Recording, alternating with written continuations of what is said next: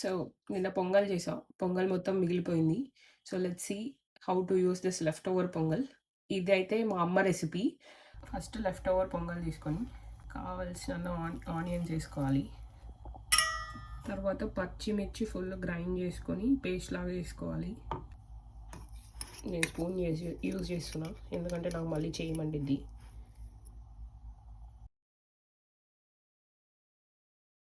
And then కొంచెం బియ్యం పిండి కూడా యాడ్ చేసుకోవాలి.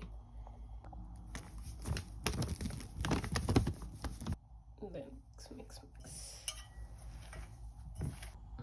ఒక బటర్ పేపర్ తీసుకోవాలి ఆర్ పార్చ్మెంట్ పేపర్, ఆర్ అది దొరకకపోయినా ఏదో ఒక పేపర్ మీద ఆయిల్ రాయాలి. మనం కలుపుకున్నదైతే ఇలా ఉండిద్ది.